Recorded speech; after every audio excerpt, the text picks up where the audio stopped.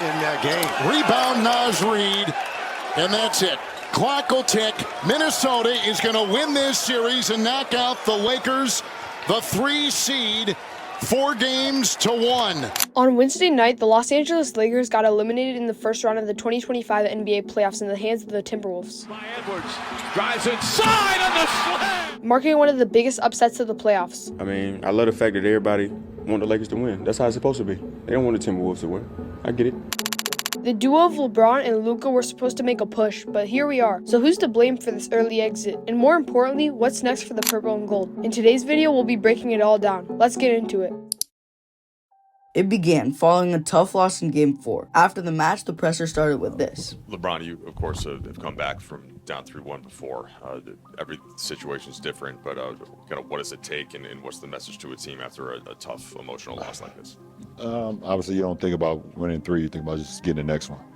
You know, and that's the only thing that matters because if not, obviously, the offseason began, so. Reminding us fans that there's a big possibility that LeBron will hang it up after this season. And over the next 3 days, the narrative grew, setting the tone for the 5th match of the series, a must-win game for LA. LeBron did everything in his power to extend the series. With little to no help from his peers, he was unsuccessful. Both LeBron and Luka got injured as well, with Luka injuring his back late in the second and LeBron getting an MCL sprain. After the game, LeBron had this to say about the rumors. How many more years will we see you play? I don't know. I don't have the answer to that.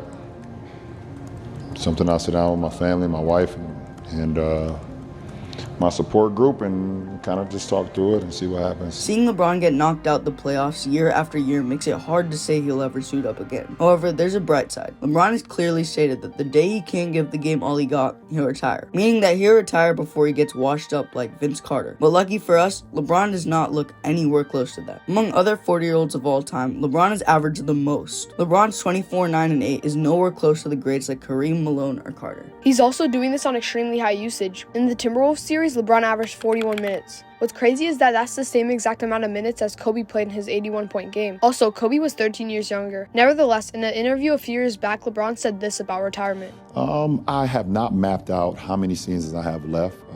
I know it's not that many. I also don't know if I will.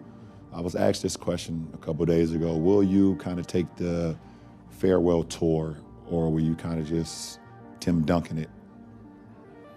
I'm 50-50. But to actually get a gauge on how I'll end up retiring, let's compare it to other legends. For Michael Jordan, it's complicated. You see, he's retired 3 times. Starting with the first one, Jordan retired unexpectedly in October 1993 after winning 3 straight NBA championships with the Bulls. And there was no prior announcement of a final season, so there was no farewell tour. He said a loss of desire to play and personal reasons, including the murder of his father, as factors to his retirement. Then, after coming back from baseball and winning another 3 championships, Jordan retired again in January 1999. While there was speculation during the 1997-98 season that it might be his last, Jordan did not publicly confirm his retirement beforehand. Jordan's final retirement came after the 2002-2003 season with the Washington Wizards. This was the closest he came to a farewell tour. At age 40, Jordan announced before the season that it would be his last, giving teams and fans a chance to celebrate his career. While for Kobe, he announced his retirement in November 2015 with a poem titled Dear Basketball, confirming that the season would be his last. This gave teams and fans across the league an opportunity to celebrate his 20-year career. It's hard to say whether LeBron will retire, but after all, he's accomplished most of his goals, like playing with his son. Another aspect for the Lakers is on the Luka Doncic situation. Ever since the trade, the Lakers have played amazing with him. Lakers with Luka won 18 out of their last 28 games, reflecting on a 64% win rate. However, that came to a pause when they matched up against the Wolves in the first round. For a while, we've known the Lakers have needed a center,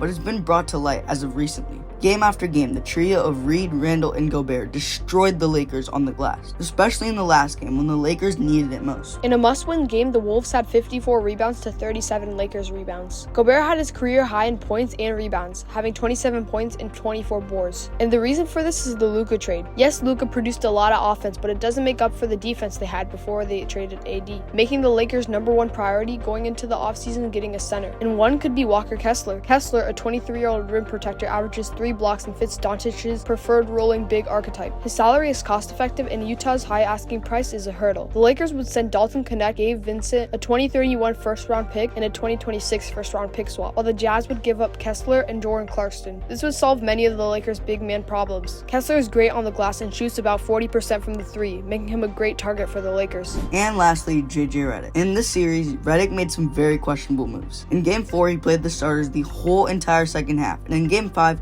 he benched their only center, Jackson Hayes, and instead playing Maxi Kleber, which was his first game back after 40 games due to an injury. And when asked about this, he fired back, "Are you saying that because I'm inexperienced and that was an inexperienced decision that I made? You think I don't talk to my assistants about substitutions every single time out?" No, I just think there's a lot of coaches lean on their assistants in those situations. As do I, There's a lot going every on. single time. That's a weird assumption. Lucky for him, LeBron's been backing him up. Whatever happens, I think JJ is going to continue to grow. I thought he had a hell of a rookie campaign for a rookie coach. I get that he has one of the most difficult jobs in the NBA, but that doesn't change the questionable actions he's made. Now don't get me wrong, Redick's had an amazing rookie year, leading the Lakers to their best record in recent history, but it didn't translate to the playoffs. The questionable moves in games 4 and 5, coupled with his defensive responses, spotlighted the growing pains of a first-time head coach. Ultimately, Redick may have underperformed and still has much room to grow. However, the Lakers should keep him, allowing him to improve along with him. The Lakers' shocking 2025 playoff exit against the Timberwolves highlights critical areas for growth. LeBron James, still elite, faces retirement speculation without a defined farewell.